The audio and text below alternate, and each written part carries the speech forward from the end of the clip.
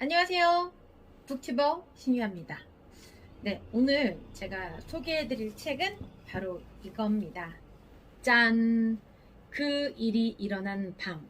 네, 존 볼턴이 지었고요. 박산호, 김동규, 황선영, 옴김입니다. 이 책이 굉장히 두꺼워요. 저는 개인적으로 좀 두꺼운 책을 별로 선호하지 않아요. 왜냐하면 좀 읽으면 어려울 것 같다 이런 고정관념이 있기 때문인데요. 그럼에도 불구하고 이렇게 두꺼운 책을 제가 선택한 것은 이 존 볼턴의 백악관 회고록이었기 때문입니다. 굉장히 읽고 싶었어요. 이 백악관의 어떤 일어난 일이라던가, 그리고 그동안에 이 책을 백악관에서 계속 가로막았다고 해요. 아시는 분들은 아시겠지만. 하지만 결국엔 그 일이 일어난 방, 두꺼운 책이지만은 이렇게 출간이 되었고요. 출판사는 시사저널입니다. 저도 이 시사저널과 인연이 좀 깊어요. 그 이유는 제가 2번 정도 시사저널에서 북토크를 했어요. 제가 2017년 9월 달에 스펙보다 스피치다 라는 책이 나오고 난 후에 그 책 안에 수록된 챕터들 있죠. 그거를 토대로 강의를 했는데 이 시사저널에서는 시사저널을 구독하고 있는 구독자분들을 대상으로 독자와의 만남, 작가와의 만남을 기획을 하세요. 그래서 그분들을 대상으로 스피치 강연을 2회 정도 했었어요. 그래서 첫 번째는 스피치를 좀 잘하는 방법, 또 두 번째는 MC들의 스피치 기술, 이런 것들을 좀 설명을 했었어요. 그래서 좀 애착이 큽니다. 왜냐면 또 사람의 인연이라는 게 또 무시 못하잖아요. 또 지난 시간에 제가 북튜버로서 첫 영상을 촬영을 했을 때 우리 김은성 아나운서가 그죠? 출간한 책을 또 소개를 해드렸는데, 그분과도 저하고 어떤 실제로 뵌 적은 없지만은 같은 KBS에서 근무를 하고 또 스피치 강사이고 이런 것들 또 공통점이 있어서 참 좋았던 것 같습니다. 그래서 오늘은 이 존 볼턴 지음 그 일이 일어난 방을 좀 낭독을 해드릴까 합니다. 먼저 낭독을 하기 전에 이 존 볼턴이라는 사람에 대해서 좀 소개를 해드릴게요.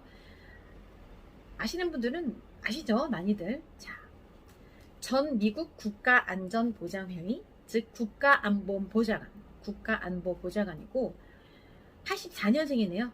48년생이군요. 깜짝 놀랐네요. 84년생이라고 해서 잘못 읽었네요, 제가. 48년. 제가 태어나기도 한참 전에 출생을 했네요. 네, 볼티모어 출생. 예일대학교 최우수 졸업생 출신으로 예일 로스쿨에서 법학 박사 학위를 또 취득을 했고, 이분이 유명한 게 이 트럼프 대통령의 국가안보보좌관을 지냈잖아요. 그래서 꽤 유명했죠.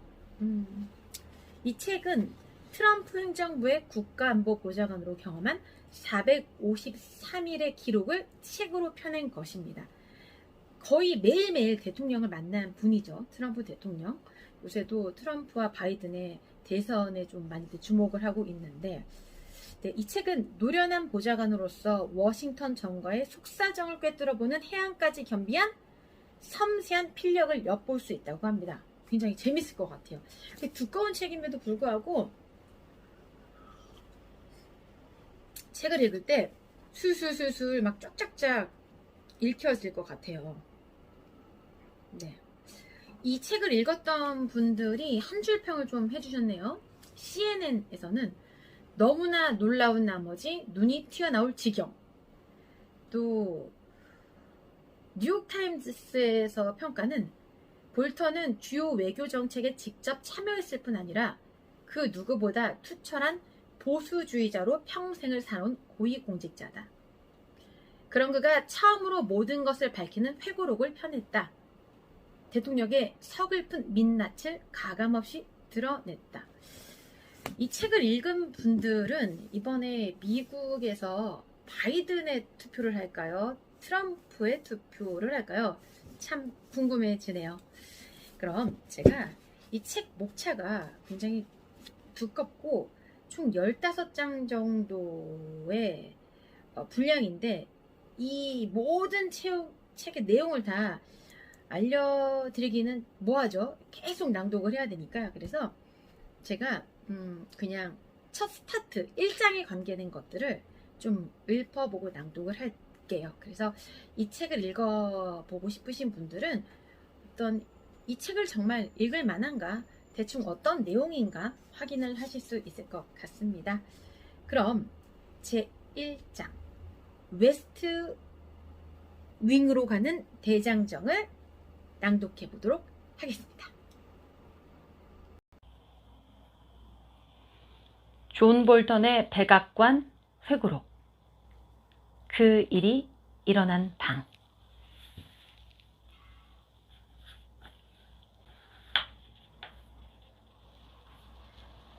직업으로서 국가안보보좌관의 매력 중 하나는 복잡하기 그지없는 데다 셀 수 없이 많은 도전에 처한다는 점이다. 만약 당신이 산사태처럼 쏟아지는 정보와 내려야 할 결정들, 막대한 업무량에 압도되고 있다고 해보자.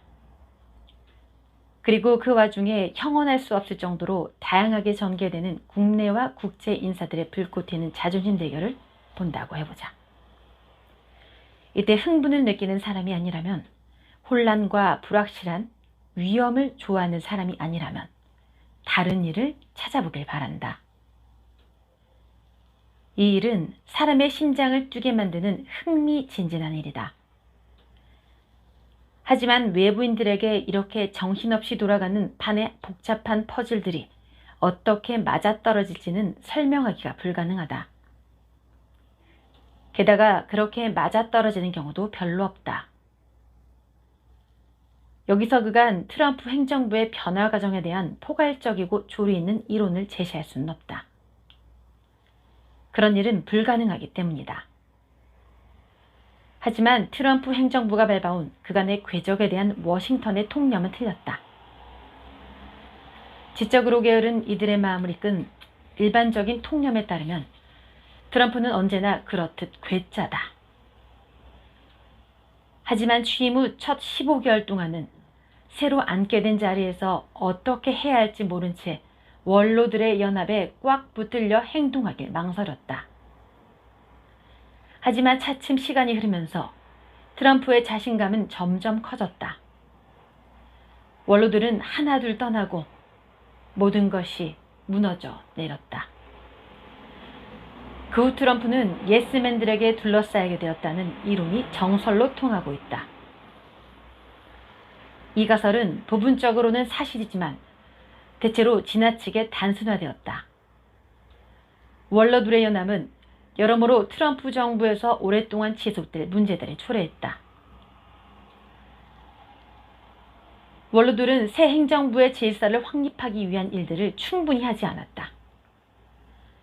반면 노골적으로 자기 입속만 차리면서 트럼프가 세운 분명한 목표들 중에 많은 것을 묵살해버렸다. 그래서 그렇지 않아도 사람을 잘 안 믿는 트럼프의 성향을 더욱 부채질했다. 이는 나중에 새 행정부에 합류해 대통령과 함께 적절한 정책 결정에 대해 대화를 나눠야 하는 이들의 업무를 훨씬 더 힘들게 만들었다. 나는 오랫동안 국가안보보좌관의 역할은 대통령이 내려야 할 결정들에 대해 대통령에게 어떤 선택권이 있는지 이해할 수 있도록 돕는 것이라 생각해왔다. 그리고 그렇게 내려진 결정들이 적절한 관료체제에 의해 실행되도록 보장하는 것이라고 생각해왔다. 국가안전보장회의 절차는 분명 각 대통령마다 다르다. 하지만 내가 앞서 말한 바가 바로 이 과정에서 이뤄내야 할 대단히 중요한 목표다. 하지만 원로들의 연합은 트럼프에게 별반 도움이 되지 못했다. 때문에 그는 사람들이 동기를 미리 짐작하고 그들이 뒤에서 음모를 꾸민다고 의심했다. 그런데다 이 방대한 연방정부를 운영하는 건 고사하고 백악관의 운영에조차 경악스러울 정도로 아는 게 없었다. 트럼프의 이런 사고방식이 전적으로 원로들의 책임만은 아니다. 트럼프는 원래 그런 사람이니까. 나는 트럼프가 자신에게 본능적으로 행정부를 운영할 능력이 있다. 해외 지도자들과의 사적인 관계에 의지해 국가안전보장 정책들을 세울 수 있다. 라고 믿는 사람이라는 점을 알게 되었다. 거기다 그는 항상 텔레비전 쇼맨십을 최우선으로 생각하는 사람이기도 했다. 본능, 개인적인 인간관계. 쇼맨십은 모든 대통령이 보유한 직무 목록에서 빠지지 않는 항목들이긴 하다. 그러나 그게 전부는 아니지 않나.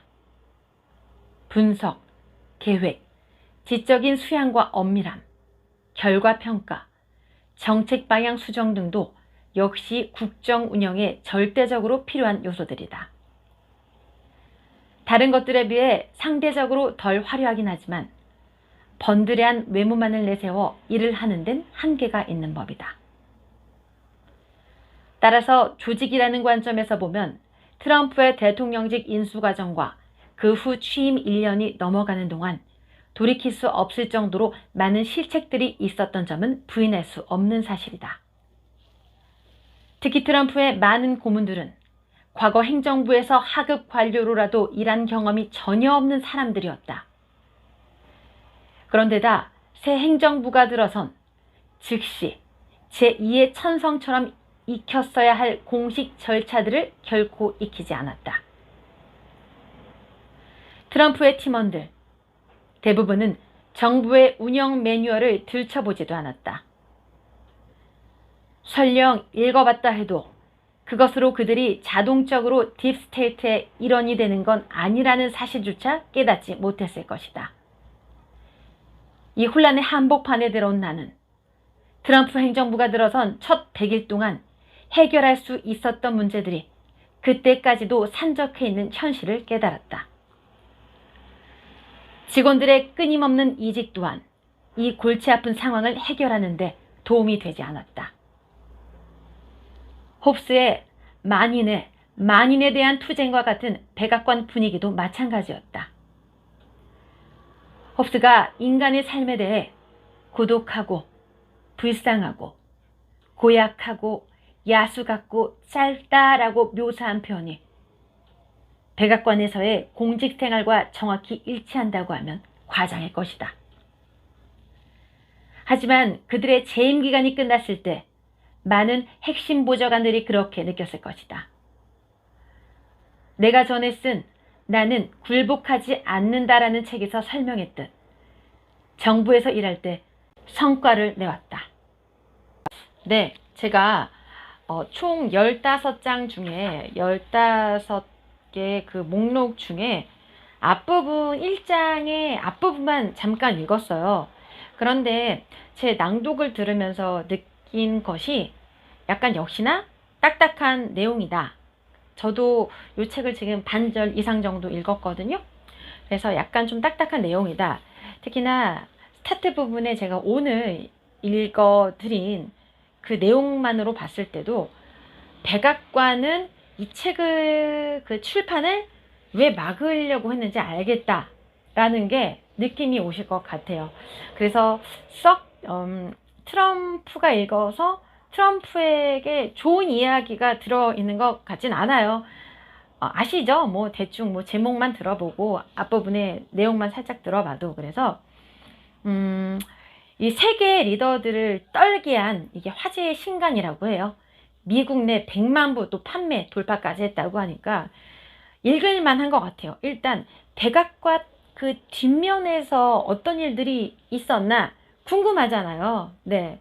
특히나 이제 미국이라는 나라, 미국의 대통령의 이야기이기 때문에 흥미진진하게 좀 읽어보실 수 있을 것 같고, 또 이걸 읽으면서 우리나라의 어떤 정치, 경제, 문화 이런 것들에 대해서 미국과 무엇이 다른지 이런 것도 느끼실 수 있을 것 같습니다. 그래서 오늘은 제가 시사저널 출판사에서 출간을 한 그 일이 일어난 방을 소개를 해드렸습니다. 한번 읽어보시면 좋을 것 같아요. 일단 지루하지가 않기 때문입니다. 요새 코로나 때문에 되게 있는 경우가 많으실 텐데 내가 좋아하는 책들을 읽으면서 또 제 영상을 보면서 제가 소개해드리는 책을 좀 읽으면서 지식으로 좀 충만하게 지적 충만 좀 한번 느껴보시길 바라겠습니다. 오늘 소개한 책은 그 일이 일어난 방이었습니다.